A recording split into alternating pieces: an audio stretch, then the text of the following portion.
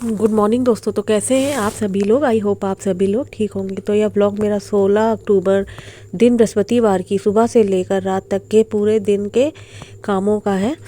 तो आइए स्वागत करती हूँ मैं आप सबका अपने ब्लॉग नीतू ब्लॉग्स में। आप अपना इतना कीमती वक्त निकाल कर मुझसे मिलने आते हैं, मेरा ब्लॉग देखने आते हैं, इसके लिए आप सबका तहे दिल से शुक्रिया अदा करती हूँ।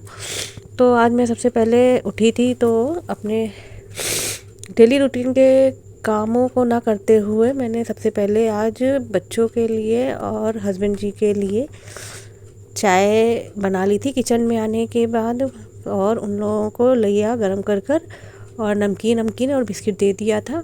अब के आज से मेरे बेटे के भी एग्ज़ाम ख़त्म हो रहे हैं और बेटी के तो पहले ही ख़त्म हो गए थे।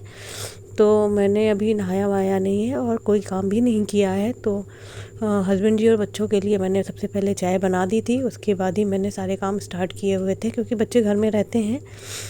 तो मैं सोचती हूँ कि जल्दी से जल्दी इन लोगों को पहले नाश्ता वास्ता दे दूँ, फिर उसके बाद ही काम करूँ, क्योंकि काम में टाइम अधिक हो जाता है तो ये लोग भूखे रह जाते हैं। और इसलिए जो है मैंने सबसे पहले उठकर पहले बच्चों को जो है चाय बना कर दे दी थी, क्योंकि सब लोग उठ गए थे और जब स्कूल का टाइम रहता है तो ये लोग उठने भी नहीं आते हैं, तब तक मेरे काम भी ख़त्म हो जाते हैं। तो मैंने चाय वाय बना कर दे दी थी और लैया ऐसे ही गर्म करके दे दी थी।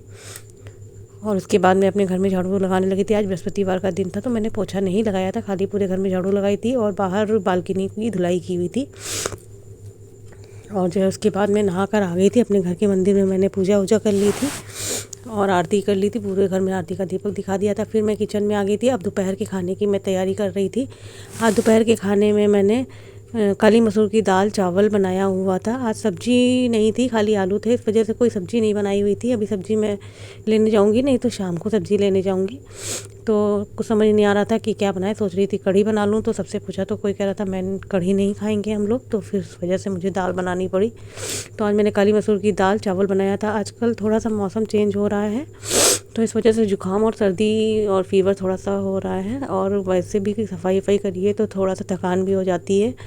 और उलन कपड़े उपड़ों की धुलाई भी आजकल मैं कर रही हूँ, जैसे कंबल हो गए, बेडशीट हो गई, उलन, ये सब चीज़ें मैं धुल रही हूँ। तो उसकी वजह से भी मुझे थोड़ा सा सर्दी जुकाम और फीवर आ रहा है,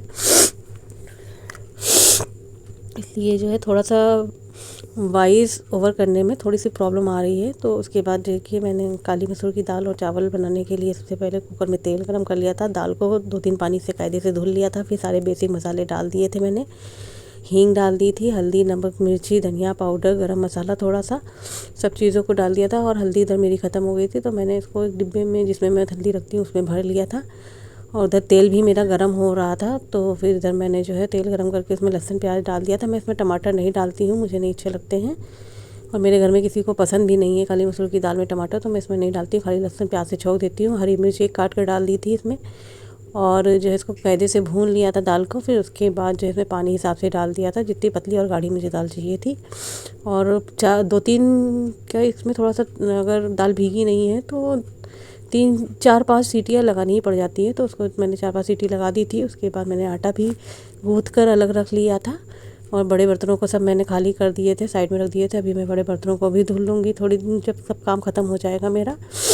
तो मैंने अभी लड्डू गोपाल जी को भोग दिया था और अपने बेटे को भी सेब काट कर दिया हुआ था क्योंकि उसको स्कूल जाना था। तो एक सेब की फाक उसने बचाई हुई थी, फाक की जिसको कहते हैं एक पीस, तो मैंने उसको खा लिया था क्योंकि रखने से ख़राब हो जाते हैं।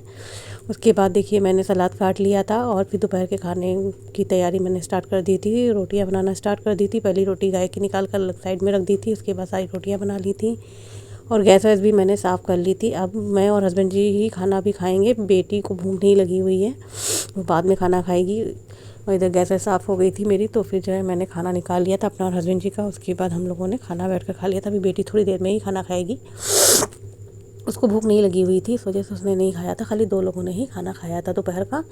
तो दाल चावल और काली मसूर की दाल हो गई थी, चावल रोटी, बस यही हम लोगों ने खाया था। और फिर जो है सलाद काट लिया था, उसमें नींबू डाल दिया था। सलाद में प्याज मैंने काटा हुआ था। तो ये देखिए रोटी, काली मसूर की दाल और सलाद था प्याज का और नींबू, चावल, बस इसी का हम लोगों ने आज दोपहर में खाना खाया हुआ था। फिर थोड़ी देर मैंने रेस्ट वेस्ट किया था। फिर ये लगभग 3:30-4 बज रहा था, तब मैंने ये कपड़े धुले हुए थे जो रोज़ के बेसिक कपड़े होते हैं हम लोगों के, और मेरी मशीन ख़राब होने की वजह से जो है मैंने थोड़े से कपड़े हाथ से भी वैसे मैं धुलती हूँ, तो थोड़ी सी प्रॉब्लम आ रही थी। आज मशीन भी मेरी थोड़ी सही हो गई, 2-3 दिन से मशीन सही नहीं थी, मुझे कंबल वंबल धुलने थे।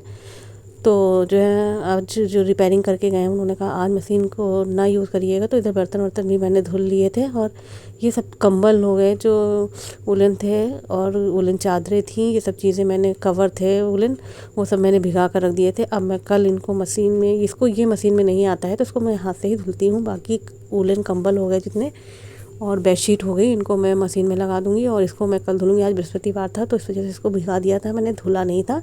भीगने से थोड़ा सा साफ़ ज़्यादा हो जाते हैं। और ये देखिए ये भी मैं भिगा रही थी, इनको मैं मशीन में लगा दूंगी, आराम से मशीन में आ जाते हैं। और वो थोड़ा सा हैवी है और बड़ा है तो इस वजह से वो मशीन में सेट नहीं हो पाता है। तो ये जो कंबल हो गई, बेडशीट हो गई, इनको जो है मैं मशीन में ही लगा कर धुलूँगी। और इधर जो डेली के कपड़े थे मेरे, ये ड्रायर हो गए थे, मैं इनको फैलाने लगी थी और सारे कपड़ों को मैंने एक एक करके सारे को कपड़ों को फैला दिया था। और ये बालकनी में कपड़े, यहाँ पर धूप भी आ जाती है तो आराम से ये सूख जाते हैं, कोई प्रॉब्लम नहीं होती है यहाँ पर। फिर इसके बाद मैंने नहा लिया था क्योंकि कपड़े वपड़े बहुत भीग जाते हैं। और फिर नहाने के बाद मैंने थोड़ा सा जो है कपड़े वपड़े भी चेंज कर लिए थे, नहा कर नाइटी मैंने पहन ली थी। ये लगभग 5:30 बज रहा था, 6। उसके बाद फिर जो है मैंने अपने पूजा घर में आके अपने मंदिर में यहाँ पर जो है पूजा कर ली थी, आरती कर ली थी, धूप दीप सब दिखा दिया था और सब पूरे घर में आरती का दीपक भी मैंने घुमा लिया था। और शाम के टाइम मैं तुलसी में भी दीपक जलाती हूँ। दरअसल मेरी तुलसी छत पर रखी हुई है तो इस वजह से मैं कैमरा ले जाना भूल जाती हूँ वीडियो बनाने के लिए, तो इसका वीडियो नहीं शूट हो पा रहा है। और कार्तिक का महीना चल रहा है तो अधिकतर मैं तुलसी में दीपक लगा ही देती हूँ सुबह शाम अधिकतर, लेकिन वीडियो नहीं शूट हो पा रहा है कि बस भूल जाते हैं कि जो है ऊपर वीडियो बनाना भी है। और ये घर के अंदर है तो इसका वीडियो शूट हो जाता है आराम से। तो इधर देखिए मैंने आरती शाम की कर ली थी और पूरे घर में आरती का दीपक भी दिखा दिया था।